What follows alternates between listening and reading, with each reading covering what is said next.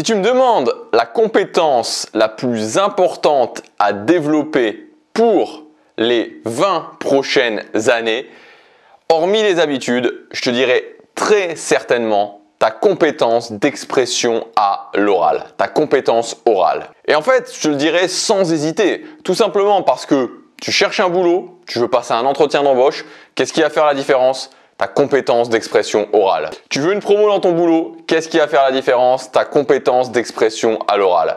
Tu veux séduire quelqu'un, qu'est-ce qui va faire la différence? Ta compétence d'expression à l'oral. Tu veux saisir les opportunités actuelles dans le business en ligne et te lancer sur YouTube, qu'est-ce qui va faire la différence? Ta compétence d'expression à l'oral.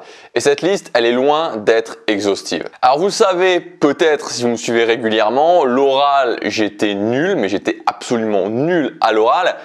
Et en plus, ce qui s'était passé, c'était un petit peu la conséquence justement d'être vraiment très très mauvais à l'oral, c'est que j'avais associé énormément de douleur à ça. C'est-à-dire que à un moment donné, pendant mon adolescence et jusqu'au début de l'âge adulte, je voulais plus du tout entendre parler de ça, mais plus du tout entendre parler de ça. Chaque fois où je devais me retrouver dans une situation où je devais vraiment être à l'oral, je fuyais tout le temps. Et ça a été jusqu'au point, si vous voulez, d'arrêter une école dans laquelle je m'étais inscrite après le bac. Je m'étais inscrite à une école qui s'appelle l'ESPEM à Nice, c'est une école de commerce. Alors j'avais pas une énorme conviction sur le fait de faire ça, mais voilà, j'avais passé l'examen, j'avais réussi l'examen et je m'étais dit ok, je vais le faire. Et quand je suis arrivé là, bah voilà, au bout de 2 jours, je me suis dit ok, j'arrête, tout simplement parce que c'était une école qui était basée avant tout sur l'expression orale. Le premier jour, on avait dû faire un travail en groupe et ensuite le présenter devant la classe. Donc là, bon voilà, j'avais pu me cacher un petit peu derrière les autres membres du groupe, mais c'était déjà très très difficile pour moi. Et puis je me souviens juste après, je crois que c'était juste avant que j'arrête, en fait, tout simplement parce que c'est ça qui m'a décidé à arrêter. C'est fou de le dire, mais c'est ça. C'est le fait qu'on devait passer devant un énorme amphi, peut-être de 100 ou 200 ou 300 personnes, je sais pas, et faire un jeu de rôle où il y avait une personne qui était le client, l'autre personne le vendeur. Et j'étais tellement tétanisé par ça, j'avais tellement peur, en fait, j'avais tellement associé de la douleur par rapport à ça, que ça m'a fait décider d'arrêter. Et si vous voulez, la problématique qu'on rencontre dans sa vie à partir du moment où on ne prend pas en main sa capacité d'expression orale, c'est que tout simplement, on va se retrouver limité dans énormément de domaines de sa vie parce que ça va vraiment agir de la façon suivante. Ok, je voudrais faire quelque chose, boum, je suis bloqué par ma compétence orale. Je voudrais faire autre chose, je recule, je passe à autre chose, boum, je suis bloqué par ma compétence orale. Je recule, je passe à autre chose, boum, je suis bloqué par ma compétence orale. C'est-à-dire qu'on se retrouve dans une vie où au bout d'un moment, on est encerclé tout le temps parce que on se retrouve bloqué à cause de son aisance à l'oral, de son impact à l'oral, de sa compétence orale.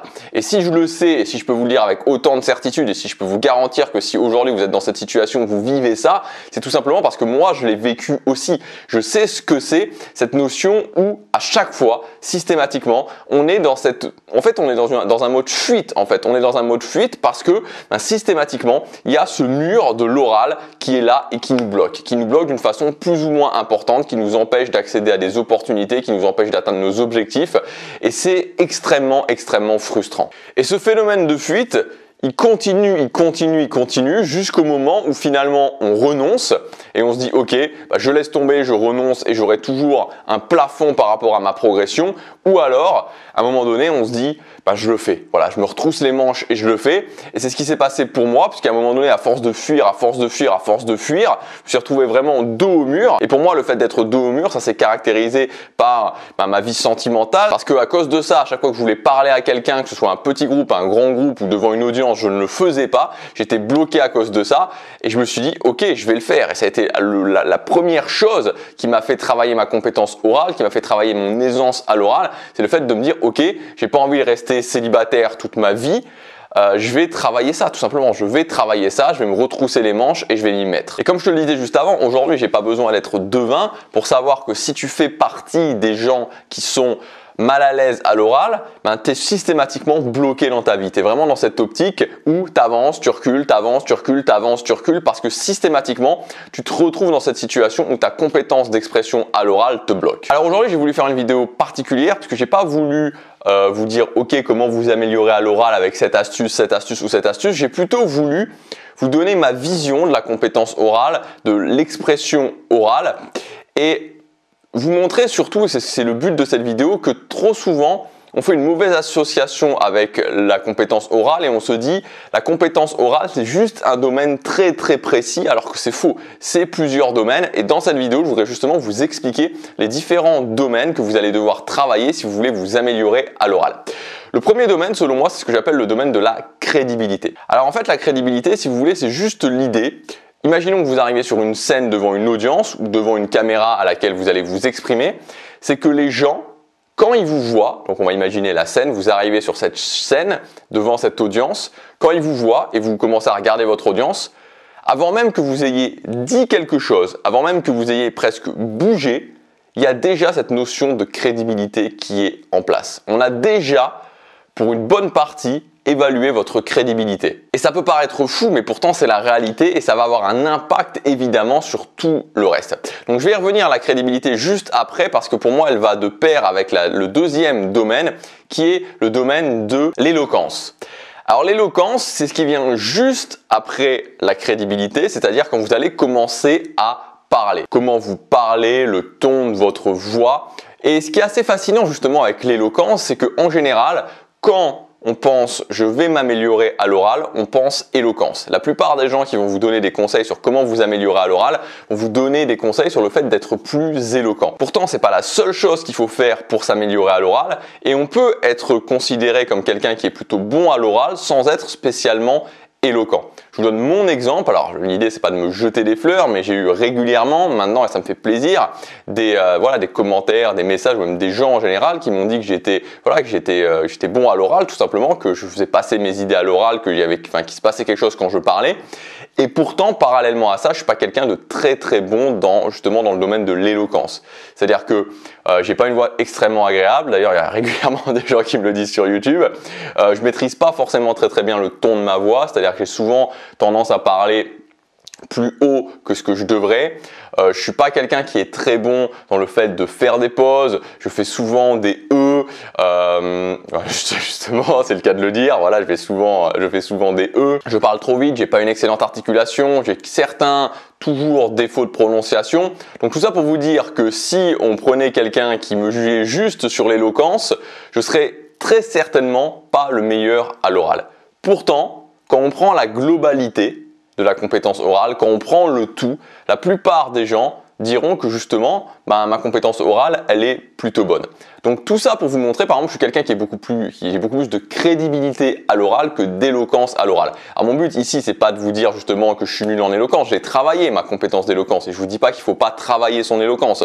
Ce que je veux vous dire, c'est que trop souvent, je pense que en mettant que l'accent sur l'éloquence, en disant aux gens être bon à l'oral, c'est l'éloquence, c'est l'éloquence, c'est l'éloquence, c'est l'éloquence, on bloque plein de gens par rapport à ça, plein de gens comme moi qui sont pas spécifiquement éloquents à la base et qui même après l'avoir travaillé, c'est pas leur point fort, mais on peut devenir bon à l'oral sans forcément être la meilleure, la personne la meilleure dans ce domaine précis de l'éloquence. Donc, penser que être bon à l'oral, c'est être quelqu'un d'éloquent et uniquement quelqu'un d'éloquent, c'est une grave erreur. Troisième domaine pour être bon à l'oral, c'est la clarté des idées. C'est très important de pouvoir exprimer des idées, d'exprimer des idées clairement, simplement que les gens comprennent ces idées. Vous avez très certainement déjà remarqué des gens qui vont vous parler.